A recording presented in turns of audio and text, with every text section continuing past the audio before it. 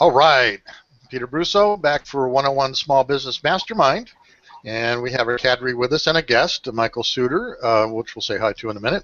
Dick, good morning, Dick. Good morning, Peter. Good. Mark Giardino, good morning. Good morning, everybody. How are you? Frank Scheringa, good morning, Frank. Yes. Good morning, everybody. All right, Michael Suter, say good morning, Mike. Good morning, everyone. Great to be here. Good. All right, we're going to start out. We'll be real brief on our normal stuff. Then we're going to get to Mike's business and look at all the cool stuff that Mike's got going on. But I wanted to share, excuse me, a while back, like many years, I used to do these things. And basically what they are, they're interactive CD-ROMs. And so I resurrected that technology over the weekend, and I want to show everybody how cool this stuff is. I had forgotten just how cool it really is. So we're going to do this. And everybody let me know when you got my screen. Hopefully. I got it. Okay. Got it? All right, good. Basically, this is the design environment, so don't have a heart attack, but you can see there's quite a bit to making one of these cards. But check this out. So they put it in their computer, and it comes up full screen and loads a video. And so they go through my intro video, and all of these sections are clickable down here. So here's About info card, and you can kind of see how cool that is. Here's a podcasting chunk of video. And they can play this, and then there's a social media chunk of video. And so basically you can literally use media to show all the different parts. Now I actually have 50 megabytes to put into that disk, so I'm at 46 megs now. So I'm going to use basically just a text overview. Now check this out. This is pretty cool. So I have a whole menu down here. Here's engineering consulting. Here's marketing materials. There's infomercials. You can go over to testimonials, and down here I have another main menu. You can see testimonials from me. Here's USMC. I put in my bio in here even. So here's my bio.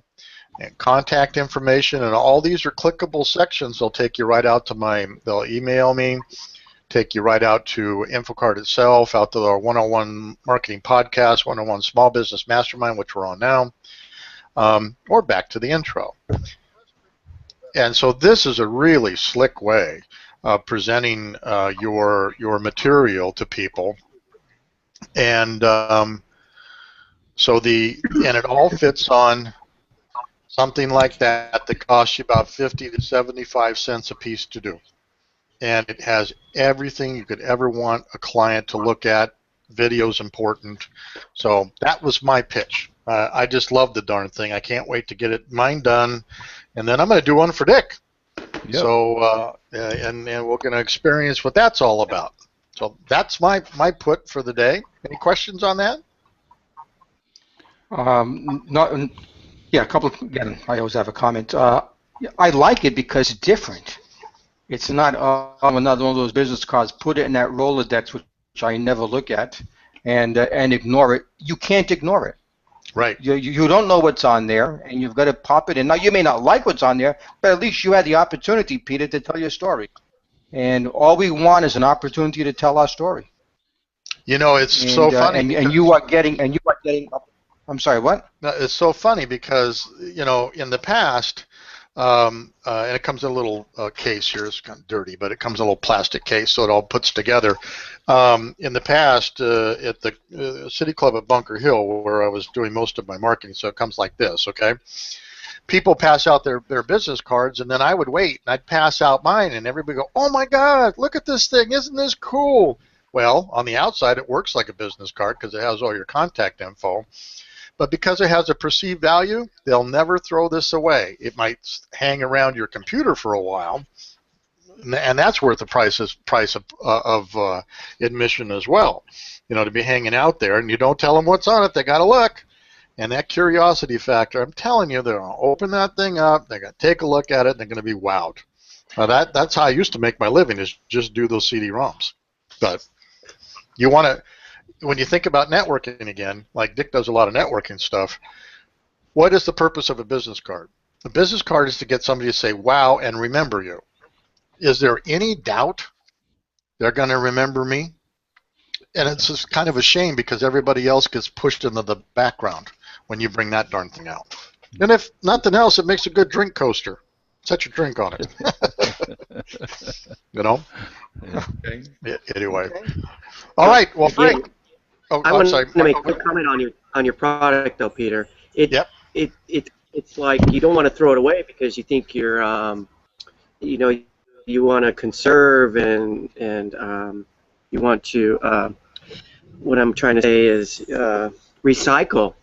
Mm-hmm. So you don't want to throw the disc away. So then the disc stays on your desk for a long time. Yeah, and what would you pay to have? What would you pay somebody to have your advertisement hanging around their computer for a while? You know. Right. It's been on my desk ever since you gave me one. So it's been what? A year now? 2 years? A year. Yeah. You're making my case. It has value, a perceived value. That's what I'm And trying to people are just not going to throw it away. But you'll come back after a network meeting and throw a bunch of cards in the trash. You know, I can throw that in there for sure. Well, they go in a big pot for me. Yeah. I got my pile here somewhere. I do mine. You know, I put a clip on them. You know, so I just do this. I do have something different. Ageless Secret, by the way, a shameless plug for Jim's company. Yeah, so I do that too. But that's those CD-ROMs are hanging out all the time around me, and I know that to be true for other people as well. Okay, so Frank. Peter, can I jump in just a quick second? Sure. If someone was interested in doing that, what would they? Obviously, contact you, but what would they need to do to prepare to do that? Well, we'd have to create the videos, obviously. Mm-hmm. And that one particular way we're creating the text video where I read the text. I sent it over to Michael. Even everybody's seen it. I don't think Mark's seen it yet, but Michael, it's 7 minutes long. And it's captivating. The way that we do these text video messages, there's 25 different parts to it that you do, and it's pleasure and pain, pleasure and pain. Michael, you found it entertaining, didn't you? I mean, 7 minutes worth? Yes, I did. It moved fast, kept my attention the whole time, and I thought I was going to get bored with it, but it was good. I liked it. Yeah, you're my acid test for those things, you know. If Michael likes it, Mikey likes it, it's got to be good. Yeah. So anyway, but also then all the clickable sections for the ad copy and stuff like that would have to be done as well. So, yeah. All right. What do we learn from the news there, Frank? I look forward to this each week. All right, thank you. Peter was kind enough to send me something. See if this works. Just let me know if you guys can hear this. Can you hear anything? Teletype? Yeah. Teletype. There you go. Thank you. It worked. Okay, this week's twin lessons from last week. Quick quiz. I'm going to give you a list of names and ask you what they have in common. Justin Bieber, Lindsay Lohan, Miley Cyrus, Kim Kardashian, and Chris Brown. Okay, time's up. These are all people I don't care about that are spending too much time in my newscasts. And I think we're sending the wrong message out to the children or the younger generation that this is the way to get notoriety, fame, and money. Yeah, it works for them, but I want to hear about kids, and I call them kids because of my age, young adults in their 20s and early 30s that are doing something positive that we don't hear about. I scoured the news every week trying to decide what I'm going to talk about in our twin segment this week, and took a lot of scouring. I'm going to talk about two young adults, a male and a female, a lady and a gentleman, in their 20s, and one was on was profiled Sunday on CNBC. So when I wake up early, so I was watching that. And another one, the second one, the gentleman was profiled on AOL Video. So that's how obscure they became. And yet, listen to their stories, and then I'll tell you what I believe the small business lesson is from each one. Twin number one. This is from CNBC, a show sponsored by American Express called Your Business. And it highlighted a young lady named Jennifer Beal, B-E-A-L. She is the founder and CEO of a company called Clean Bee, that's B-E-E, Baby, of Los Angeles. It's an eco-friendly cleaning service for strollers and car seats. She is a graduate of the Keller School of Management from Northwestern University in 2010 with her MBA. And she's business-oriented.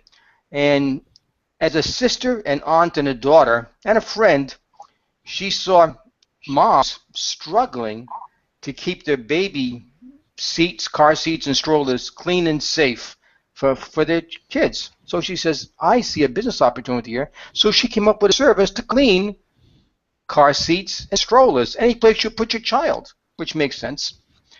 And being at the MBA, she went to invest and said, hey, I got this great idea. I've got all the, and she had the business plans, everything laid out. And here's what the investor said: thanks, but no thanks. It is too niche a market.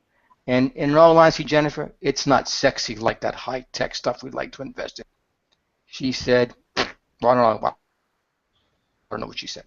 But she said, I'm going to bootstrap it. But she had, so what did she do?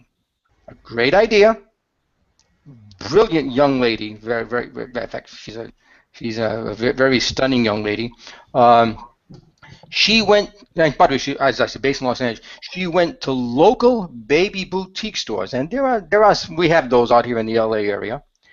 And she said, tell you what, here's what I do. And she showed the boutique area manager or store owner, here's what I do. She says, I would like to offer free cleaning for a day. I'll set up a tent outside your store, free cleaning for a day for all of your customers to get my name out there. And the boutique store manager and owner says, okay, see if it works for me. I work for them. She says, okay, put it on. So boutique stores market it to their customers. And a couple of things happened. She said, wow, I can go and get my stroller and car seat cleaned for free. And they said, yes. And it took maybe 20 to 30 minutes to clean each item. What did the moms do while they were getting their items cleaned? They went into the stores and shopped. The average baby boutique store saw a 40% increase in business on their cleaning day because the moms had nothing else to do while the stroller and car seat was being cleaned. And the boutique store owners loved it. And they said, whoa. Now Jennifer, being as bright as she is, says, okay, if I can do it at Sally's Baby Boutique Shop here on Rodeo Drive. No, well, probably not Rodeo, too expensive. On Alvarado. She said, let me contact the big name stores. And she went to retail chains like Whole Foods, Babies R Us, and Nordstrom's and told them the story of the baby boutique stores. And again, did this same routine. Let me show you that it works. Let me prove to you that it's good for your customers. And she offered the same thing. But then she did something which I think was extremely clever. She said, I need more credibility and more prestige. She went to the Children's Hospital of Los Angeles and went up the ranks, again, doing the same routine, say, look, here's what I do, and here's why it's important for, obviously, our sick kids. And they also did that. So now she does day clean for a fee at Whole Foods, Babies R Us. I don't know if she's opened up Nordstrom's yet. And she also does the Children's Hospital of Los Angeles, and the word is spreading. Jennifer now has a New York office, and she also offers an in-home service if you want to go out to one of these stores. Oh, and those investors, by the way, who said we're not interested, it's too niche and too not sexy and high-tech, they've already given her $500,000, and they're offering a lot more money as she needs it. She's going like wildfire. Congratulations, Jennifer Beal. Small business, number one.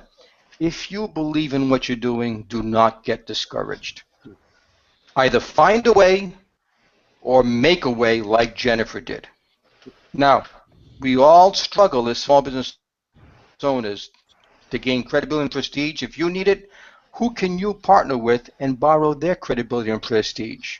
And that's what Jennifer did. So that is twin number one. Twin number two, and this came from AOL Video Spotlight. Let me tell you the story about Tim Harris. Tim was born in '86, so I guess Tim would now be 28 years old, the three brothers. He went to his local high school, and he was elected homecoming king by the highest margin in school history. So obviously they're very popular. During graduation week, the administration, faculty, and staff voted him student of the year. So even though Tim had all success, his parents took him aside and said, Tim, you can do anything and be anything you want as long as you're willing to work hard. So Tim went to the local university, and while he was there, he did a couple of things. Number one, he worked at CiCi's Pizza, Golden Corral, and IHOP in the restaurant business. But here's an interesting fact. He was also an Olympian and won several medals in the Olympics. But Tim knew what he wanted to do. Tim wanted to be a restaurant owner. He just had this feeling for restaurants. So in June 2010, with the help of his parents, Tim's Place opened in Albuquerque, New Mexico. And look at what the sign says. It says Tim's Place. Under it says the world's friendliest restaurant. And under that it says we serve breakfast, lunch, and hugs. H-U-G-S. You heard me right, hugs.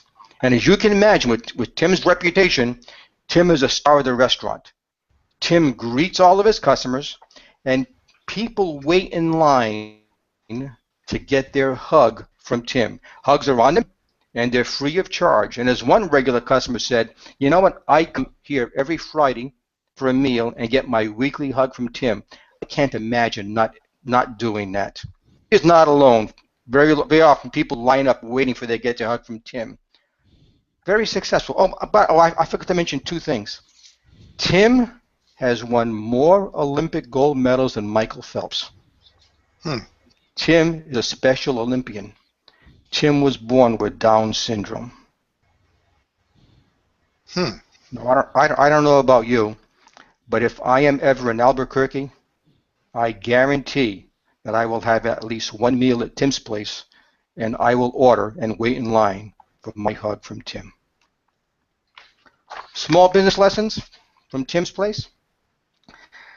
What self-imposed limitation is stopping you from being more successful? Tim didn't let that stop him from being successful.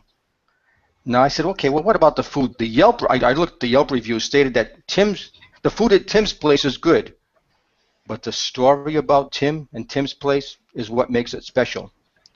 What is your story? Now, it may not be as heartwarming as Tim's, but it is yours. It cannot be duplicated, and it is what makes your business special. And gentlemen, those are the two twin lessons for this week. Excellent. Excellent. Any questions on those? Yes, I had a question about Jennifer's business. Sure. Yeah. What prevented the stores from taking her idea? I'm sorry, I didn't hear you. Was that you, Mark? Yes, this is Mike. Michael. Oh, Mike. Okay, Mike. Okay, now that was your. I have a hearing problem. What stores? I guess nothing, except that wasn't their business, and they were willing to partner with Jennifer because she did all the work, and they supplied the marketing, which was extremely clever. They sent out the flyers to their customer base and says, hey, come on in and we'll clean your baby stroller and your car seat. Oh no, by the way, they also reinstalled car seats because to make sure. And they just got business for just sending out a flyer. So nothing prevents them, but as far as I know, no one's done it yet. No one's done it yet.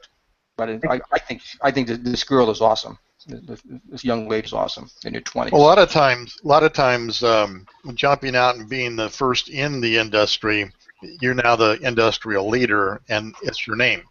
You know, and you can have people follow, and they might carve up 20%, but you're going to have 80% of the market. Just get out there and make it happen. You know, it's always nice to have trademarks, patents, and everything else, but in a service business like that, probably slim to zero chance of you doing that. So therefore, you want to grab market share and create the name. Like Starbucks. I mean, everybody can make a cup of coffee, right? But Starbucks has a certain way of making a cup of coffee that they branded themselves on. So. Right. And to get back to Starbucks, Starbucks and Tim Harris have the same philosophy. Your product doesn't have to be the best, and Starbucks isn't the best. Starbucks is really good. Tim's food is really good, but it's the customer experience.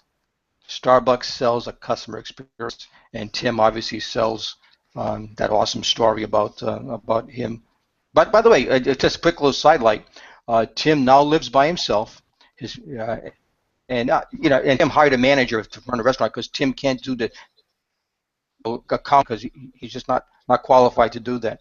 But Tim is the face of the restaurant, and Tim now lives by himself next door to the restaurant, so he walks to work every day. And I just love the story about Tim Harris. I just love that story.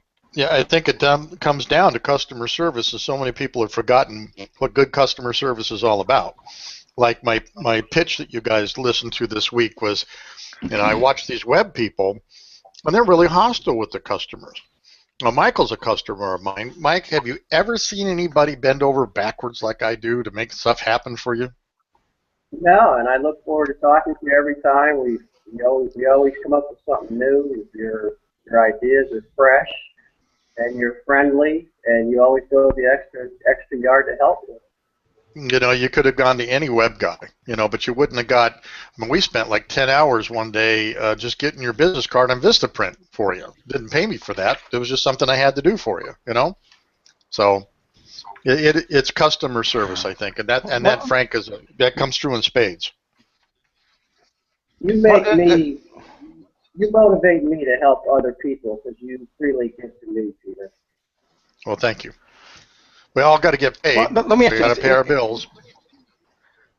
Go ahead. Let me ask you if I'm off base to this. When you watch news, I would rather have the newscast, at least one newscast a week, talk to me about the Jennifer and the Tims of the world than talk about the Kardashians or the Biebers or the Lohans of the world.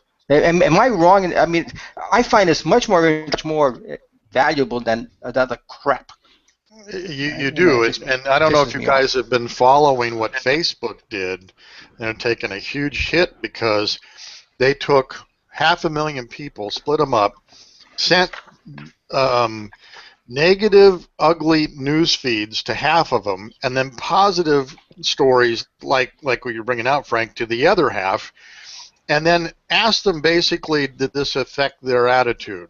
Well, duh, yeah, it does. And so I was just watching Glenn Beck the other day too, and he says he doesn't care about Eric Holder anymore. He doesn't care about Barack Obama anymore. They don't affect him. He just doesn't even listen to them anymore. He's got other things to go look at and other things. And so I think you bring up a valid point. During a 24-hour day, you have the choice of what to look at. Does it empower you or enrage you? Now, sometimes we just need to see how stupid things are, but on the flip side, do you need that every day, 24 hours a day? Absolutely not. I'd rather focus on building my business or Michael's business or Mark's business, and I would rather focus, like Michael said, I like to help people. That gives me great joy. Ask nothing for it in many of the cases, but that's what they get for doing business with a boutique web guy like me, but that's my choice. So I applaud that, Frank. Okay, thank you. All right. I want to say one thing though here about that. I had my bookstore for 10 years, and in your business plan, you plan on doing certain things, but as you grow as a business person, things come up that you do not expect.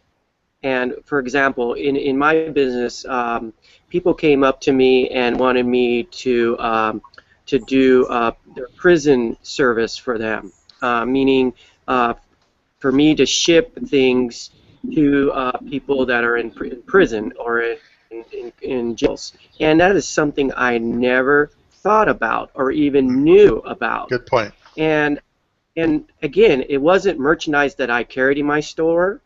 What it was is they brought the products to me, and I wrapped it up. I put my self-return address, and I would go to the post office and do it. And I did it on my own. And basically, I didn't even charge. I just charged for the shipping, but I didn't charge for the time. I didn't charge for the effort. And what it did, though, is I think it made the client very happy about my business. And then again, they would tell somebody else or come back and buy something. So I think we all experience that in our business, that we do things that we've never expected to do, but in our kindness and as a business person, we do it. Agreed. Agreed. All right, let's introduce Michael Suter of Michael Suter Insurance. Michael hired me to do his website, got to know him, great guy, great product actually, really cool, a bit out of the box. So, Michael, why don't you spin up everybody on your business? Thank you, Peter. It's great to be here today and to meet all of you. It's a very pertinent time and appropriate time for me to get input from people like all of you. The business I have is an insurance brokerage that specializes in physician medical malpractice insurance. Started about a year and a half ago and have been involved with the infrastructure, getting the licensing done, and appointments with various insurance companies.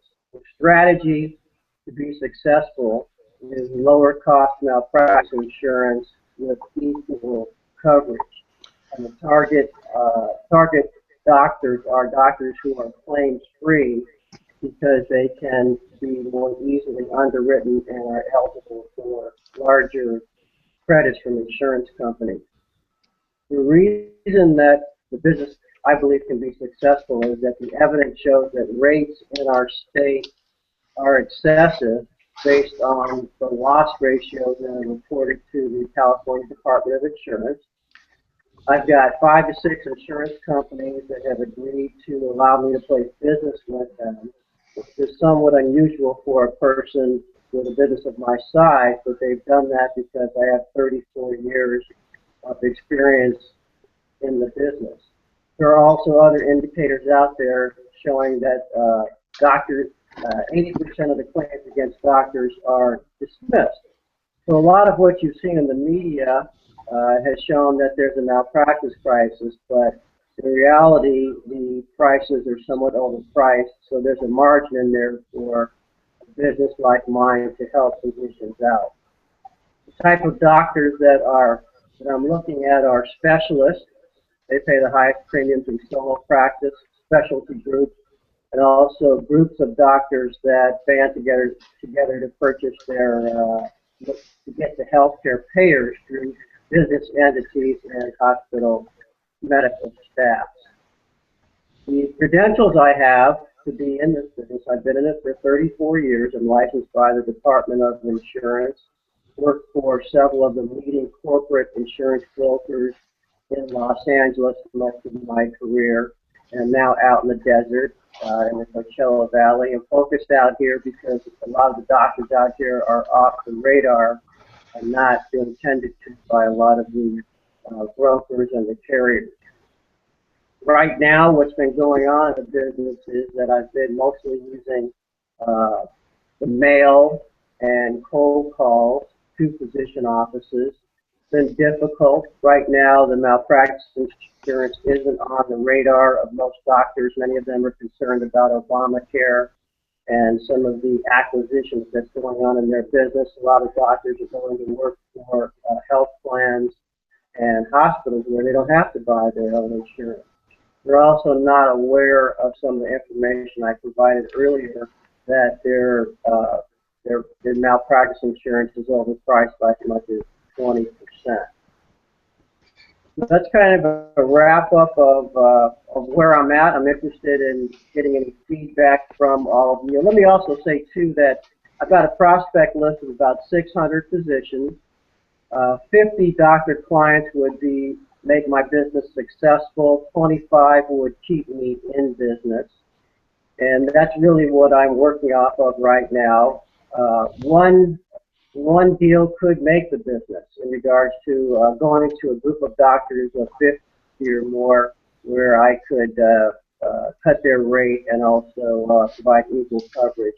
And the reason the coverage can be equal is right now malpractice insurance is very similar to auto insurance or homeowners insurance. There's really no difference in the coverage. It's all industry standard, all the same. It's a 35-year-old industry where best practices have been very effective. So changing carriers, really the main difference is going to be the rate. The other thing that I can bring to the table is I have a lot of industry relationships with defense attorneys and risk professionals to enhance the services. Sometimes I'm able to use the defense attorneys for things other than just the litigation, such as providing information about risk management. So I'm looking forward to the feedback from you gentlemen on my website and the ideas you may have, what you liked, what you didn't like, and any suggestions that you may have to help me. Thank you. All right. Anybody want to open that up? Other than me? Well, I'd like to say that I just want to comment on the great website. Again, I love looking at websites. I like easy navigation sites. Yours is easy to navigate, and yours is easy to read. Again, I'm not a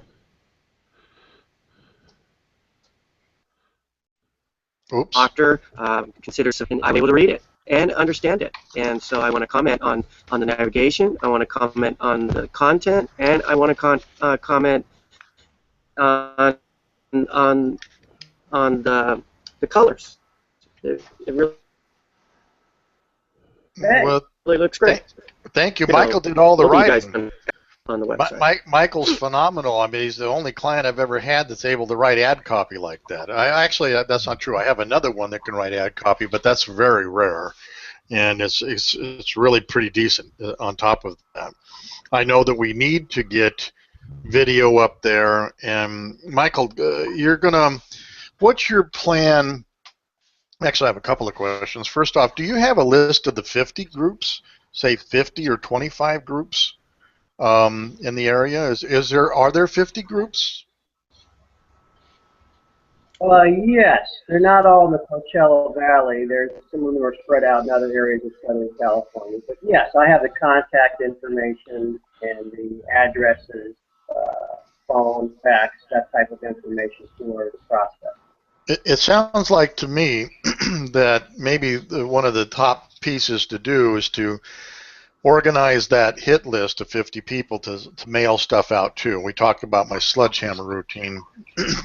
Listeners won't know what that is, but instead of trying to mail out the 600, maybe we take the top 50 where you land any of those and you got a big multiplier. Maybe that's one of the first things you should think about doing, is putting together a list that we can start mailing stuff out to on the top 50. Frank, what do you think of that? Those are multipliers. Yeah, let me. My mind is racing. Mike, let me ask Mike a couple of questions, and let me think, and then we'll come back to me later. Michael, which specialty can you be the most effective in? Which specialty needs what you do the most? Is it OBGYN because of medical malpractice? Is it neurosurgeons? Is there any specialty that needs you more than others?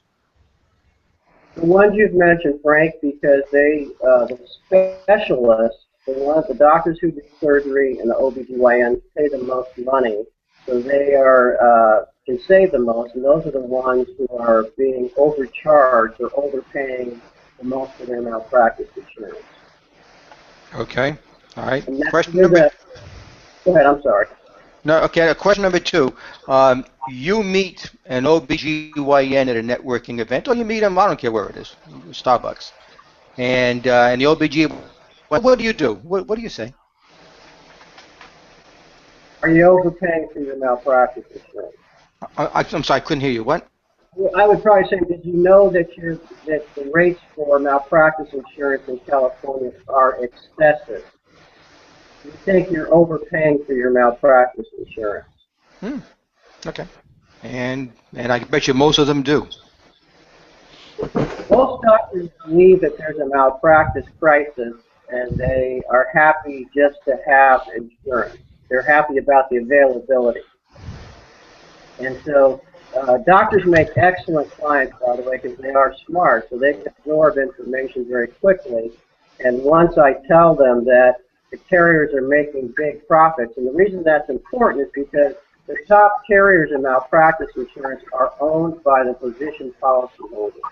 That goes back to the beginning of this story 35, 40 years ago when there was an availability crisis. And in every state in our country, the doctors banded together with their medical society and started doctor-owned physician companies, which are mutual, which means the policyholders own the company. And when you're a mutual, that's a cost-plus situation where you're supposed to pay the expenses of the company, and then any money left over is supposed to be returned in dividends or in the form of lower rates. Well, they've abandoned that mission, and they're making profits. For example, the two top carriers in California own 64% of the market. Well, from 2010 to 2012, their loss ratio averaged 37%. That means for every dollar, 63% went to administration and profit. That's too much. 65% is probably acceptable for a mutual insurer for a loss ratio. So when you tell the doctor this and you explain to them that, guess what, you're in a mutual, you're a member of a mutual company, and the statistics show you're overpaying for your malpractice insurance. Once that settles in, it's pretty upsetting, and they should be upset about it. If you look at what's happening in healthcare now, there's a big push to lower the overhead cost of a doctor because of how Obamacare is decimating their income. So their biggest overhead expense is malpractice insurance. So to save 20–25% can make a big difference in their practice in regards to their staff. They've also got new expenses for information technology imposed on them by Obamacare. So this is their highest overhead expense. So part of the issue for me is to inform them about what's really going on in their industry. And my issue is to get in front of them to tell this story. Once I can get in front of them, the information is pretty powerful to get their attention. And the next step is I do have, as I said, there's 64% of the market controlled by two carriers. So I have other carriers who want to get in on the California market, reputable, experienced companies who can discount their rates to write these doctors. And as I said, the coverage is about the same. Okay. Michael, this is Dick. If I could jump in a second, you know, with Legal Shield, we have some programs that would be good for doctors' offices and all. And the biggest problem I have is getting by the gatekeeper, because the doctors are so well protected by their staff that I just find it almost impossible to get by them. So I think what Peter proposed with the sledgehammer approach would probably be a great way to go, because it's going to go to the office manager, whoever is kind of controlling things. And with the way Peter explained how that works, I think if you grab that person, that person decides whether or not you get to the doctor. And I don't know if I've had that problem or not, but with me, it's been almost an impossibility to crack them. So I think what Peter suggested was a very good idea. You're right, Dick. The most success I've had is getting the person's permission to send them some information about my company and some of the opportunities. You're not going to call a doctor's office and get the doctor on the phone, basically because of the nature of their business and that they're seeing patients throughout the day. So there needs to be something compelling enough through the mail or by phone where they're going to call you back. And as I said, right now, in their mind, their malpractice insurance isn't a high priority item. So you have to create the urgency and get them to call you back. Right. So I think as you're developing that with Peter, you should keep in mind that you're not selling it, you're not presenting it to a doctor, you're presenting it to an office manager. and maybe the verbiage is a little bit different than if you're going to a doctor. You target more towards, hey, the cost savings, the coverage, and target more to that audience than the physician audience, because if you get her interested or him interested, then you get to see the doctor. Then you got your time at bat. You're like you say, you're probably going to be successful. So the key is to target the message to the person that's going to be reading it first, not the doctor. Thanks, Dick. That's a good point. I hadn't thought of that. Yeah. Yeah, I think one of the things that we've talked about, the listeners don't know what a sledgehammer routine is, but basically you mail out, you get a list, and you mail out 6 items to them, 1 each week, and they come in priority mailboxes that they're not going to throw away. They're not going to throw that away. They'll throw away direct mail campaign letters, but if you can get something like that going on, and lumpy mail was the other trick, as you recall, lumpy mail, where you actually have an envelope you stick stuff in that makes it lumpy. They don't throw that away. You throw away direct mail campaign stuff all the time, but if it has lumps in it, what the heck is in there? You get them to open it. But I had, obviously it's a low number, but I mean I've had phenomenal success with the sledgehammer routine when you do it properly and get it out there. Yeah, it costs some money, but Mike only has to get 1 of these or 2 or 3 of these people. Oh, they pays for itself right off the bat. And remember, it's all a tax write-off, so Uncle Sam pays your postage, so to speak. Good point. Yep. Frank, you got anything? Yeah. Another question, Michael. You've been doing this for a year and a half. Do you have any example, and please keep the name confidential, of a doctor, probably a specialist, where you met with them and you were able to quote them a lower price? Do you have an example of that without mentioning their names, just make up a fictitious name? Yes. Give me, okay, call him Tom or Gene, I don't care. What was the specialty? One specialty was OBGYN, and another group was a cancer specialty group. Oncology? Yes. Okay, and what were they paying before you met them? Example. The OB is paying $80,000 a year, and it was interesting because I ran into her.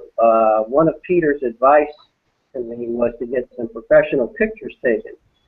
So we went out to a local hospital with the photographer he had connected me with, and so we were walking around the outskirts of the hospital, and I said, it would be nice if we had some pictures of doctors with me.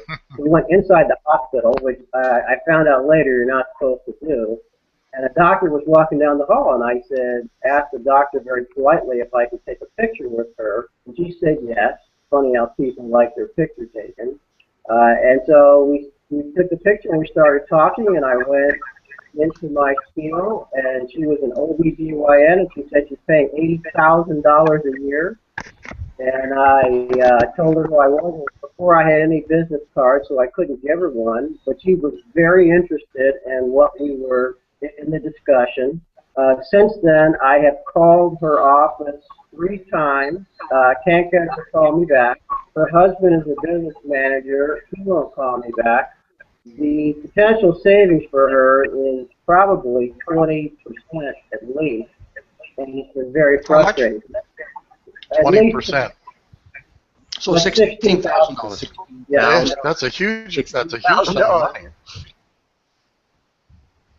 And Michael, this is for a comparable policy with similar protection from an A+ rated company?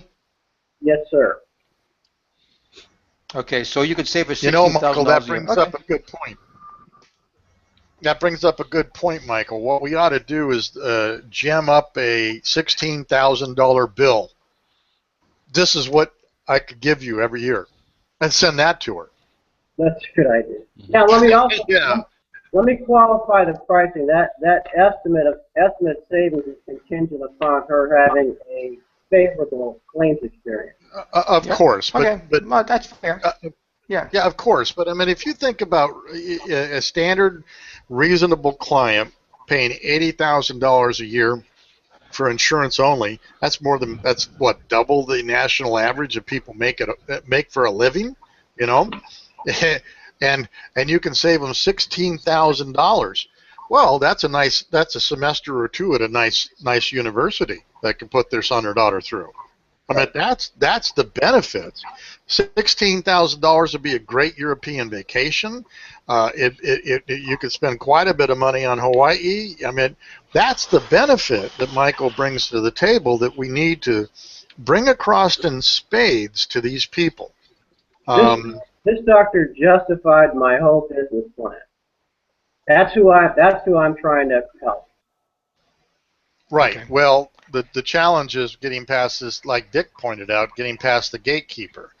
I mean, I think we could gem up without getting in trouble with the feds a $16,000 bill, you know, and send that as part of one of the deliverables. Can I just jump in a second? You know, the term I use is getting past the gatekeeper. Maybe it's the right term, but it's the wrong mental attitude. Maybe it should be getting to the gatekeeper, because that's the key. If you get to the gatekeeper, she's going to say to the doctor, hey, you got to look at this. You got to meet with this guy. And 9 out of 10 times the doctors, if he's obviously got confidence, he's going to say, okay, set it up. So, maybe my whole mental approach, as I was listening to you, Peter, was thinking getting past the gatekeeper, get to the gatekeeper. Maybe a better idea, better term. And Michael, one side of that bill is a $16,000 bill. The other side is, how do they get this? And we print two sides, and we cut them, with a paper cutter, and that's one of the deliverables. Maybe it's a $16,000 bill, but also, maybe you point out to the gatekeeper, the job security you get or the raise you may get because the doctor just saved $16,000 or something of that nature. The benefit to the employees, also. Imagine how much they're going to love you when you bring this to the table for them and save all of this stuff, put kids through college. There's an unsung hero approach, Dick. I like that. That's good, Dick. Yeah. Very good. And I want to make a follow-up on what Dick said about how to get in contact with the gatekeeper. During my wholesale business, there was one client that I wanted to get, and how I approached that is I approached one of his managers. So what I did is I approached one of the managers, and what I did is I took the manager out to lunch on a very casual basis. So I took the manager out, and then I was able to explain what I did to manager. And then I asked the manager at the end of lunch, well, who do I need to contact to take this further? And what that manager did, he says, leave it up to me. And right there, I knew I was in. So what the manager did, he talked to the general manager for me, got the appointment, and then I got in, and I landed that deal. So it can't hurt to butter up the person, the office manager, to butter up just maybe the secretary or something that they can relay your message to the person that you're focusing on. And that was proven idea that I did that worked. Good counsel there, Mark. Michael, can you imagine this, walking in to the office and saying, I found this $16,000 bill on the floor. Can you pass it to the appropriate person? And what? Yeah. And they would show that darn thing around, I bet, Michael. Absolutely. Yep. Just walk and say, I found this money on the floor. Can you give it to the right person? Yeah. It's like your CD-ROM, Peter. They're not going to throw it away. They'll be hanging around that office for a long time. It's going to be so novel. I think it'll be so novel and out of the box thinking that they're going to pass that around and laugh and look at it a bit and share it. And the doctor, what is that? Yeah. that might be one of the best things we try, Michael. I mean, it And costs us the printing two-sided off your computer, cutting it up, getting you in a suit, which you look mighty fine in, and then off you go, and just walk in and say, "Hey, I found the $16,000 bill on the floor out here." Give it to him, walk out.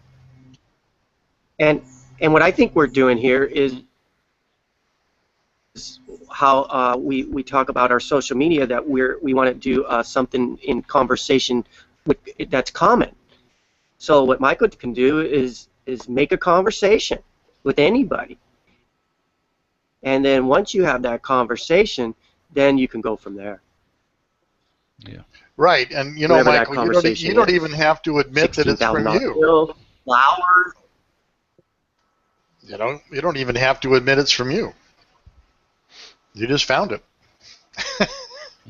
It could be fun. And I really think too, There's two gatekeepers. is There's the receptionist, and then there's the business manager. The first thing I have to do is I have to, they say, "Why are you calling?" And that person's job is to screen calls. And generally, the office or the business manager for a physician's office, again, is not always going to be there. So a question I would have is, do you leave a message on voicemail, or do you wait to call back till you get the person on the phone? Some of the information I got is do not leave voicemail. Yeah. Dick has a lot of experience in that. Yeah. Mhm. You know, the thing, here's the deal. What we've been schooled to do is if you call and they say, "And would you like to leave a voicemail?" Say yes, and then when it goes voicemail, just hang up. Okay, and I've done, and that gets you kind of it gets you through a little bit. What I've had the success at is, and you're right, you have to get the receptionist first. You're really selling in three stages: the receptionist, the office manager, and then the real selling of your product to the doctor. Up until then, you're not selling your product; you're selling an opportunity. What I do is, if they say yes, would you like to leave a voice message? I say yes, but could I please have their email address also? And so I leave a voice message and I send an email, and I have gotten pretty good results that way. So you're following up, because this message is going to come in, they're going to delete you. Then all of a sudden they see you coming in, and I try and think my email subject to something that's a grabbing thing that they're just not going to throw away. So I don't subscribe to some of the trainers at Legal Shield that say yes, then hang up and call back. What I do is I will leave a voicemail, but I also try to get their email address, and also what is a good time for me to call that would be convenient for the person you try to get a hold of. So I try to work the receptionist a little bit for more information, get to know her a little bit. So when you call back the second time, you know her name. You say, "Hi, Stephanie, this is Michael calling again." There's a familiarity right there that develops. So that initial sell is to get the receptionist to do it. So I have found that works best for me. That's helpful. Yeah. And I'd like to say one more thing too. I'm kind of thinking back of my wholesale days, and what I used to do too is I used to go to conferences, and I used to just make myself out there, and meet people. And one thing I learned too is the night before a conference, there's always some sort of social little gathering, maybe at the bar or at the restaurant or something. But in most, like on Friday, that's the night before the conference, there's usually a social hour. And you don't even have to sign up for the conference to go to these social hours. You could just show up, and they'll think that you belong to the conference, and they'll get to know you, and you start talking to them. And again, then you're on a personal basis, and you're also credited because you're at the conference, so they think you're a professional, you're in the business, and that's how you get to know people. Yeah, and Michael, getting back to the receptionist, I think it's important that you know, because they hear all those lines all day, 100 times a day. So what I try to do is make it a very friendly chat of making sure you get to know her name and you call her by her first name and you just make kind of build a phone relationship with them. So, but I think you're right. You have the receptionist, the gatekeeper, and then the doctor. So and I actually some light bulbs have gone off in my head while we're sitting here too of how my approach can be made better just by the discussion we're having. So it's been a good one. What do you guys think? Go ahead. I'm sorry, Mark. So I just think a personal basis is your best bet. Just somewhere down the line, you got to meet these people on a casual, personal basis. What does the panel think of using the mail? Just regular mail. To mail sales letters, brochures. I think to Peter's point, if you can differentiate that mail from all the other 20 or 30 pieces they get a day, I think it would be effective. But you have to be able, like the lumpy mail or whatever type of thing. Yeah. That they're not going to look at it and say, another brochure. I do when I mail at night at home. I look through brochure. I just don't even look at them. But if I had something like Peter in an envelope and all of a sudden there's lumps in it, I'm going to open up to see what the lumps are. Yeah. So I think if you differentiate it, it's not a bad way to go. And also too, I was thinking of that disc card that Peter does. If you send that to the receptionist or doctor, instead of throwing that card away, they're going to slip that disc in. Yeah. Now here's point in fact. I pulled this out the mailbox yesterday morning, and I've got junk, and you know where all that's going to go. And then I got a couple of pieces of mail, but you can see that that's an ad, and that's an ad. And then there's the big piece, which they try to make look special, right? Oh, that's got to be, but you can understand that's an ad.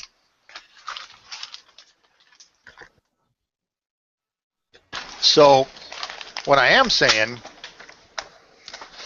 if I got a box like that, I'm opening that. That's not an ad. Right. I'll open it. I would too. Absolutely. And that's the whole I'll open it. I'll open it too. And in point of fact, Michael, I was doing these video reviews for websites, right? And I actually made a DVD, box cover, everything, just like I did in the past, and I sent it to them. I got people opening those things calling me back. Then I started just emailing them the review. Nothing.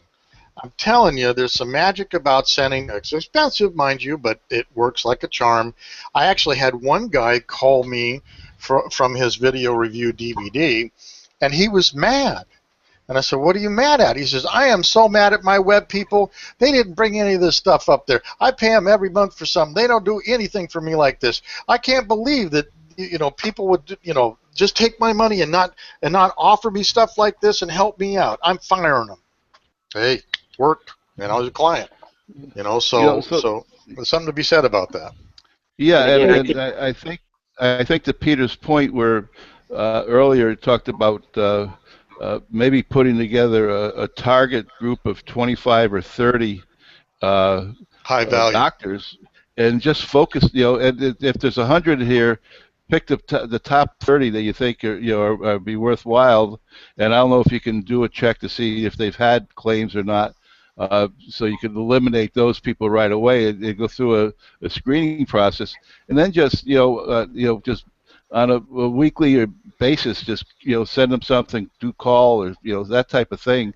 And that's again the sledgehammer approach where these receptionists or gatekeepers are going to see every week there's something different coming in, and it's not just part of the junk mail that comes in. I think that would be a real focus campaign you could put together and limit the cost because you're not sending it to 100 people because that's a waste of time in my opinion. Right. So. I think a high value target list, and one of the things we talked about, guys, as one of the deliverables is Sun Lovers Mist from Jim.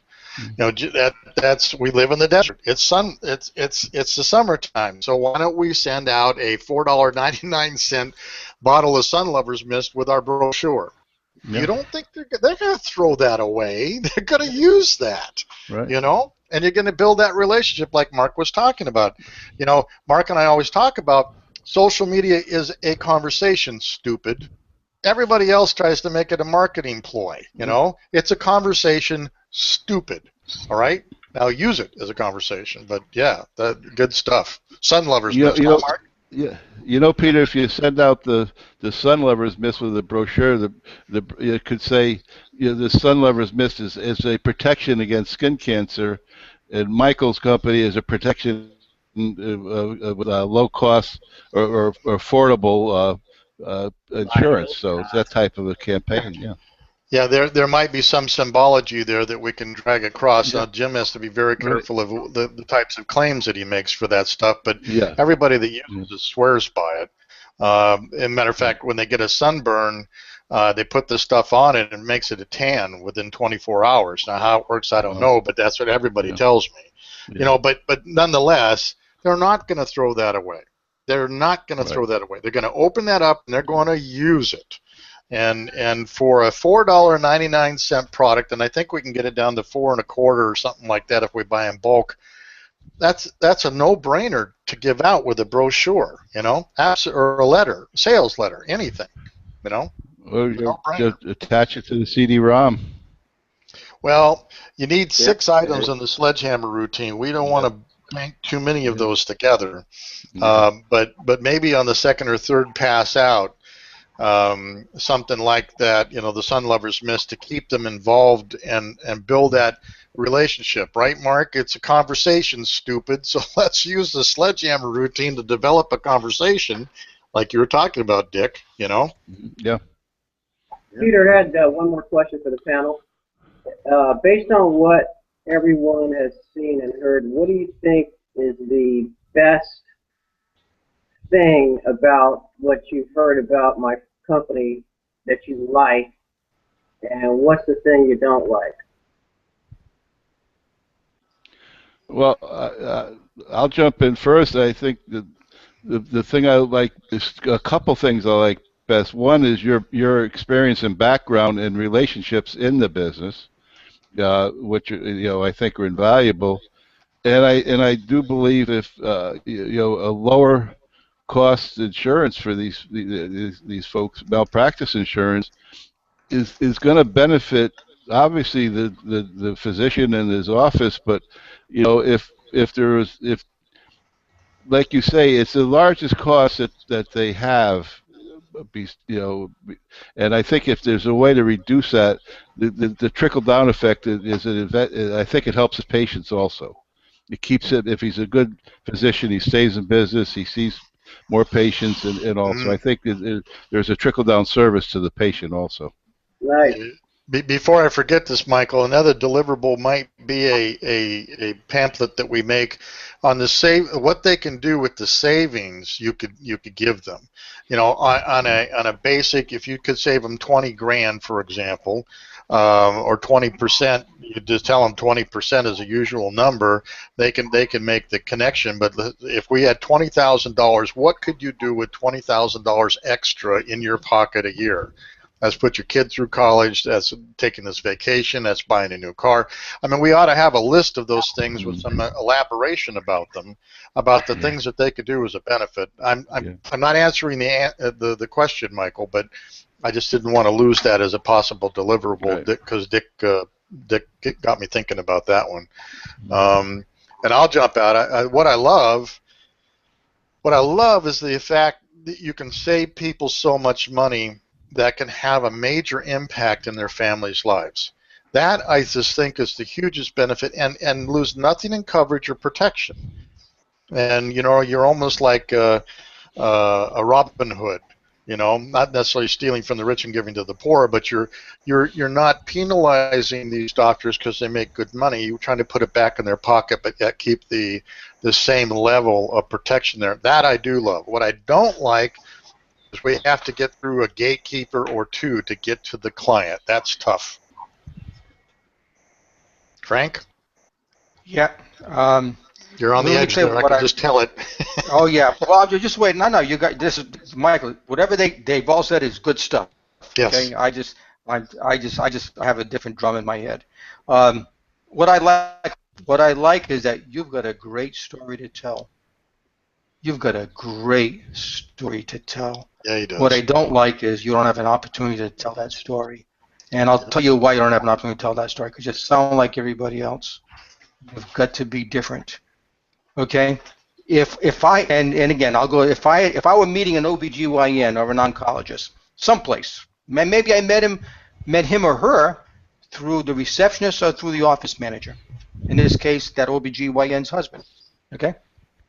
And you come up and say, what do I know? Well, are you paying too much for medical liability insurance? Oh crap, another sales guy. And everybody will say, yeah, but I've already got a guy that handles that for me, and they blow you off. Okay? What I recommend is that in order for you to have the opportunity to tell your story, you tell a very short story that must have 3 elements. Okay? 3, and it's the first thing you got to say to them, 3 elements. The first thing, it must be short, no longer than 3 sentences. The second thing, it must contain dollars, numbers of dollars. And the third thing, it must leave them hanging so that at the end of the story they say, can you do that? Now you tell the real story. Let me give you an example. You meet an OBGYN, or anything, someplace, okay? They say, hey, Michael, so if all you do your niceties, and they say, hey, Michael, what do you do? So, well, give me an example. When I first met Mary, Dr. Mary, the OBGYN, she was beside herself. She was spending $80,000 a year for medical malpractice insurance, and it was affecting her family lifestyle. 3 weeks later, I came back with a quote from her from just as good coverage, if not better, and I got it down to $64,000, giving her $16,000 to do more fun stuff with her family. That's it. You don't say a word. If they're interested, they'll say, can you do that for me? And your answer is, I don't know. When can we get together? I got a couple of questions I'd like to ask you. Done. Leave them wanting more. Leave them hanging. If you tell them all the answers, they don't need to meet with you. They've got to sit down with you face to face to know the answer to the question, to the intrigue or the open-ended thing that they don't know. Do they want $16,000 in their pocket? You're damn right they do. But you didn't push it upon them. They chase you. That's my input. And I just want to say one quick thing. Michael, I appreciate that you're an insurance agent, but you represent numerous policies. So you could customize a policy for someone. You don't just represent one company and deal with one company. You represent different companies, and I think that's a great thing. Yeah, Michael, is that true? Yes. Okay. All right. I didn't catch that Yep. distinction. Yep. Good call. Good call, Mark. All right, guys, we're running long You could now. custom. We're running long, so let's bring it to a close. Dick, you want to talk about anything here? Bring it to a close. You know, no, I kind of said everything I think that I would thought about, but I just think that you put together a program with a targeted group that gives you the chance to tell the story to the doctor that Frank is talking about. And I think that'd be a winning program. And I think Peter has some great ideas on that. So with that, I'll say, goodbye. Okay.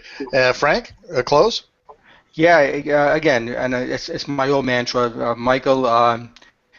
In order to get to tell your story, tell them a story to ask them for your real story. That's where I'm coming from. Good, yeah, and Mark? you've got a great story, Michael. You've got a great. Yeah, you do. And what I found is really great. Sometimes I help people on websites, and I tell them, well, you need to write your content, and they tell me, you write it, Mark. And I'm thinking, I'm not the expert here. You That's are correct. the expert. You need to write your content. So when Peter, when you told me that Mike wrote his own content, what that told me that Michael knows what he's doing. Oh, absolutely. Michael, how about a he knows close? his job. Well, I love to be surprised and I love to learn, and each of you has done that for me today, and I really, really appreciate that. It's so fun to break through walls of knowledge in life, and I'm kind of excited now to take this a little further.